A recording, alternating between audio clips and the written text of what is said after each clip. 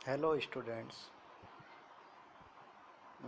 आज इस टॉपिक के अंदर हम आपको पढ़ाएंगे elements and classification of cost. इससे पहले हमने आपको पढ़ाया था कॉस्ट अकाउंटिंग एंड इंट्रोडक्शन, और उसमें भी इस चैप्टर के कुछ पॉइंट्स हमने इससे पहले वीडियो में आपको बताए थे। जो पॉइंट्स हमने उस समय बताए थे, आज वो पॉइंट्स आपको हम विस्तार रूप में समझाएंगे। तो चलिए शुरू करते हैं। चैप्टर का नाम है आपका elements and classification of cost. जैसे कि बताया गया था कि कोई भी प्रोडक्ट, जब किसी प्रोडक्ट का हम निर्माण करते हैं तो उस प्रोडक्ट के निर्माण करने में जो भी लागत आती है उसे उस वस्तु की, उत्पादित वस्तु की लागत कहा जाता है। लेकिन उस लागत के आने में कितने एलिमेंट्स का प्रयोग होता है, ये भी हमने इससे पहले वीडियो में बताया था। आज फिर बता देते हैं। उसमें जैसे यहाँ पे दिया है लागत के तत्व। लागत के तत्व का मतलब क्या है? एलिमेंट्स ऑफ कॉस्ट क्या है? जिन व्ययों से लागत का निर्माण होता हो उनको लागत के तत्व कहा जाता है। सबसे पहले सामग्री, मटेरियल। जैसे पहले भी बताया हमने, मटेरियल, इसमें तीन ही इम्पोर्टेंट एलिमेंट्स होते हैं। किसी भी वस्तु की लागत निकालने के लिए तीन ही इम्पोर्टेंट्स एलिमेंट्स होते हैं। सबसे पहला उसमें होता है सामग्री, दूसरा होता है लेबर, और तीसरा होता है एक्सपेंसेस। अगर हम इनको ग्राफिकली रूप से समझें तो ये है आपका एलिमेंट्स ऑफ कॉस्ट्स। इसे तीन भागों में बांटा गया है। सबसे पहले मटेरियल, दूसरा श्रम यानी लेबर, और तीसरा एक्सपेंसेस। मटेरियल, इससे पहले भी हमने आपको बताया था कि ये दो प्रकार का होता है, डायरेक्ट मटेरियल और इनडायरेक्ट मटेरियल। हम आज इसे विस्तार रूप से समझेंगे। ऐसे ही लेबर का बताया था कि लेबर भी दो प्रकार की होती है, डायरेक्ट लेबर और इनडायरेक्ट लेबर। ऐसे ही एक्सपेंसेस का बताया था।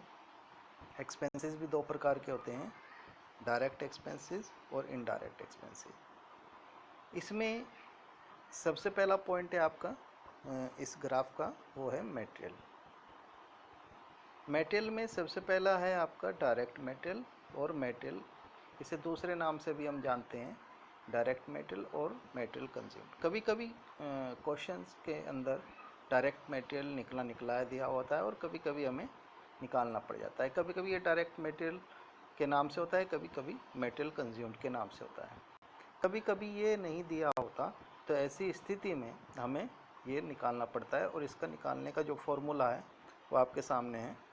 सबसे पहले आपको ओपनिंग स्टॉक होगा, उसमें ऐड करेंगे परचेज ऑफ मटेरियल, फिर ऐड करेंगे कैरीज इनवार्ड, यानी जितने भी आपके डायरेक्ट एक्सपेंसेस हैं वो ऐड कर देंगे। Carries inward, octroi and customs, tax और एक्सपेंसेस ऑन परचेज, यानी क्रय पर आने वाले खर्चे। इन सारों को, सभी के सभी खर्चों को हम ऐड कर लेंगे, और ऐड करके जो योग आएगा उस योग में से हम जो लेस करेंगे वो क्लोजिंग्स लेस करेंगे और वेस्टेज लेस करेंगे, लॉसेस जो है आपके वो घटा देंगे। सबसे पहले इसमें से हम जो लेस करेंगे उन मदों का योग कर लेंगे। वो कौन कौन सी हैं? Closing stock of material, defective material, और मटेरियल वेस्ट जो सोल्ड की गई है वो, scrap of material, material sold और लॉस्ट जो या तो बेच दी गई है या फिर हानि हो गई है, material transfer to other jobs, जो अन्य कार्यों में किसी सामग्री का प्रयोग किया गया है या उसे ट्रांसफर कर दिया गया है, एबनॉर्मल वेस्ट मटेरियल और बाय प्रोडक्ट। इन सब का योग जो हमने पहले का योग था हमारा, इस योग को हम मान लेते हैं कि ये योग हमारा ए है,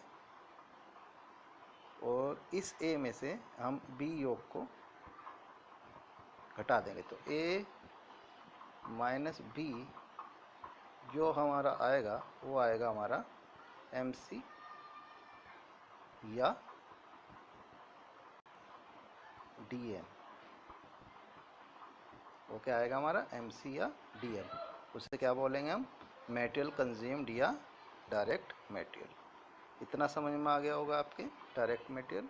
इसके बाद है नंबर 2 पॉइंट है आपका इनडायरेक्ट मटेरियल। इनडायरेक्ट मटेरियल क्या है, पहले भी बताया था मैंने कि यह वह सामग्री होती है जो उत्पादित वस्तु का मुख्य अंग नहीं होती, यानी जिसका प्रयोग उत्पादित वस्तु में सहायक रूप से या डायरेक्ट रूप से, प्रत्यक्ष रूप से नहीं होता, किंतु उत्पादन में यह सहायक जरूर होती है। जैसे आपका लुब्रिकेटिंग ऑयल,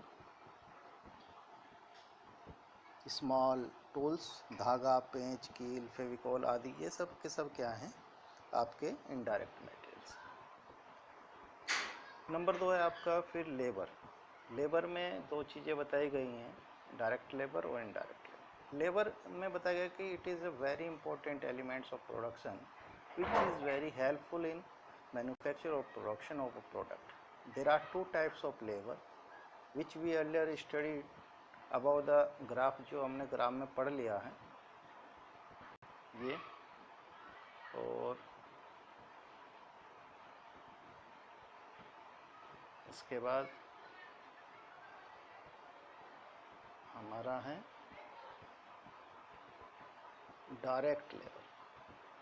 डायरेक्ट लेबर में बताया गया है, देखिए डायरेक्ट लेबर क्या होती है, जो श्रमिक उत्पादन कार्य में सक्रिय सहयोग देते हैं उसको प्रत्यक्ष श्रम कहते हैं, जैसे मजदूरी, मजदूर का वेतन आदि। इनडायरेक्ट लेबर, इनडायरेक्ट लेबर क्या है, कारखाने में कुछ श्रमिक या व्यक्ति ऐसे भी होते हैं जो उत्पादन कार्य में सक्रिय सहयोग नहीं देते बल्कि उत्पादन कार्य में अप्रत्यक्ष रूप से मदद करते हैं, जैसे फोरमैन या कारखाने के चौकीदार का वेतन, सहायक का वेतन या अनुत्पादक मजदूरी, ये सब क्या कहलाते हैं, आपके इनडायरेक्ट लेबर कहलाते हैं। तो लेबर में यही दो पॉइंट है, या तो डायरेक्ट लेबर होगी या इनडायरेक्ट लेबर होगी। नंबर 3 है आपका, ये इम्पोर्टेंट है, एक्सपेंसेस या ओवरहेड्स। एक्सपेंसेस या ओवरहेड्स क्या होते हैं, किसी वस्तु के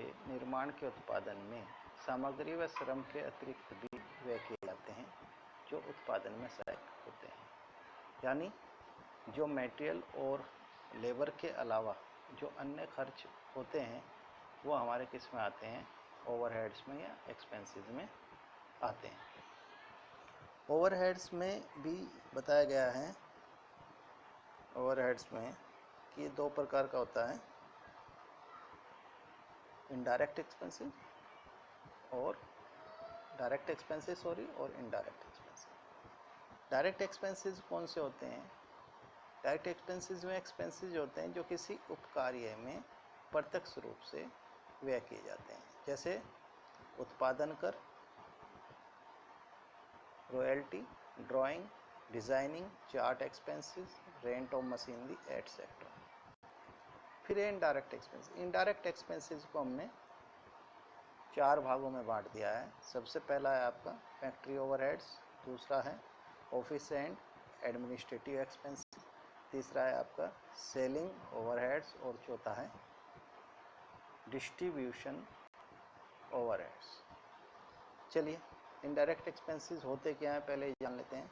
इनडायरेक्ट एक्सपेंसेस वे जिन्हें उत्पादन की किसी विशेष इकाई और कार्य से संबंधित नहीं किया जा सकता, अप्रत्यक्ष व्यय कहलाते हैं। ये 4 भागों में विभाजित होते हैं। कौन कौन से? नंबर 1 फैक्ट्री ओवरहेड्स, वे व्यय जो मुख्यतः कारखाना अर्थात उत्पादन निर्माण कार्य में, यानी जो फैक्ट्री से संबंधित होंगे या किसी वस्तु के निर्माण कार्य या उसके सुगम संचालन में नियंत्रण के लिए किए जाते हैं, ऐसे वे क्या कहलाते हैं, फैक्ट्री ओवरहेड्स कहलाते हैं। इनको फैक्ट्री में होने वाला जो भी खर्चा है, फैक्ट्री से संबंधित जो भी खर्चा है, जैसे कारखाने की भूमि का किराया हो गया, कारखाने का बीमा हो गया, मरम्मत हो गई, टूल्स हो गए, एक्सपेंसेस हो गए, लुब्रिकेटिंग ऑयल हो गए, कारखाने का पावर हो गई, बिजली हो गई, ये सब क्या हैं, आपके फैक्ट्री ओवरहेड्स आते हैं। तो that is called indirect expenses, but it is a part of, you can say it is a part of indirect expenses. Number 2 है आपका ऑफिस एंड एडमिनिस्ट्रेटिव एक्सपेंसेस।